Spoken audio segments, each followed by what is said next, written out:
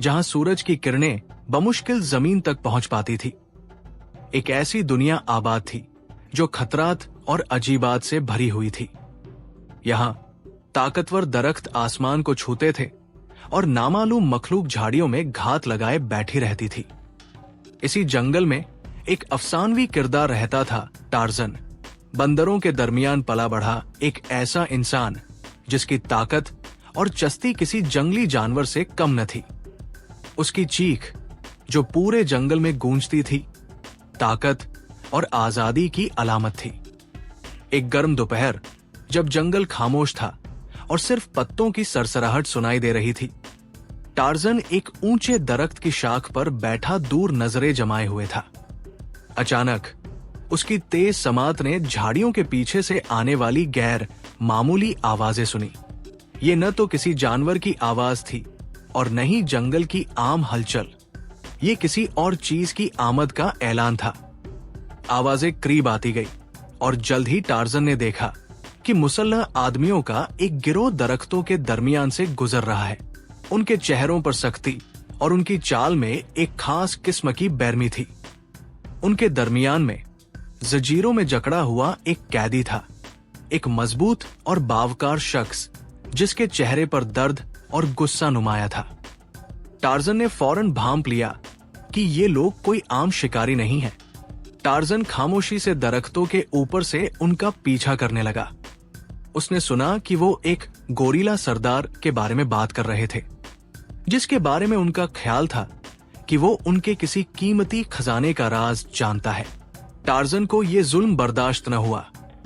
उसने जंगल के बेबस लोगों और जानवरों की हमेशा मदद की थी, और अब एक कैदी को इस तरह ले जाया जाना उसके इंसाफ के जज्बे को ललकार रहा था।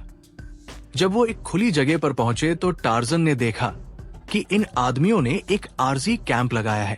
कैदी को एक मजबूत दरख्त से बांध दिया गया था और वो उसे अजियत देकर मालूमात हासिल करने की कोशिश कर रहे थे। टार्जन ने फैसला कर लिया, अब कार्रवाई का वक्त था। एक जोरदार चीख के साथ टार्जन दरख्तों से छलांग लगाकर कैंप में कूद पड़ा। उसकी अचानक आमद ने इन मुसल्लह आदमियों को हिलाकर रख दिया। वो बिजली की तरह तेज और किसी तूफान की तरह ताकतवर था। उसने एक आदमी के हाथ से बंदूक छीनकर दूर फेंक दी और दूसरे को एक जोरदार मुक्का रसीद किया। हंगामा बरपा हो गया। बंदरों का एक गिरोह जो टार्जन के वफादार साथी थे, दरख्तों से उतर आए और उन्होंने भी हमला आवरों पर पत्थर और डंडे बरसाने शुरू कर दिए। मुसल्लह आदमी इस अचानक हमले के लिए बिल्कुल तैयार नहीं थे। वो टार्जन की गैर मामूली ताकत और जंगल के जानवरों की मुत्तहिदा कुव्वत के सामने बेबस नजर आने लगे। गोरिल्ला सरदार जो बंधा हुआ था, हैरत और उम्मीद से इस मंजर को देख रहा था।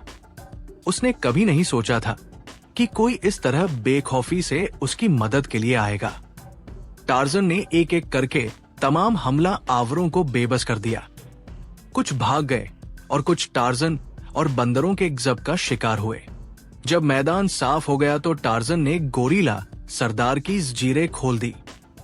आजाद होने के बाद गोरिल्ला सरदार ने टार्जन की तरफ देखा। उसकी आंखों में तशक्कुर के आंसू थे। उसने टार्जन को अपनी कहानी सुनाई कि किस तरह ये लालची लोग उसके कबीले के मुकद्दस मकाम पर मौजूद खजाने को लूटना चाहते थे। टार्जन ने गोरिल्ला सरदार से दोस्ती का हाथ बढ़ाया। दोनों ने मिलकर इन डाकुओं को जंगल से हमेशा के लिए भगा देने का अहद किया। टार्जन ने गोरिल्ला सरदार को उसके कबीले तक बहिफाजत पहुंचाया और वहां उसका हीरो की तरह इस्तकबाल किया गया। उस दिन के बाद टार्जन और गोरिल्ला सरदार के दरमियान एक मजबूत रिश्ता कायम हो गया। उन्होंने मिलकर जंगल की हिफाजत की और किसी को भी इसकी अमन व अमान को खराब करने की इजाजत न दी। टार्जन की बहादुरी और गोरिल्ला सरदार की दानिशमंदी ने उन्हें पूरे जंगल में एक मिसाली जोड़ी बना दिया। उनकी कहानियां जंगल के जानवरों और कबीलों में नस्ल दर नस्ल मुंतकिल होती रहीं। एक ऐसे इंसान की कहानी जो बंदरों के दरमियान पला बढ़ा, और एक ऐसे सरदार की कहानी जिसने अपनी आजादी के लिए जद्दोजहद की। ये दास्तान हमेशा याद रखी जाएगी कि सच्ची दोस्ती और बहादुरी हर मुश्किल पर फतह पा सकती है। ऐसी ही मजीद दिलचस्प और सनसनीखेज दास्तानें सुनने के लिए दास्तान चैनल को लाइक करें, सब्सक्राइब करें, कमेंट करें और शेयर करना न भूलें।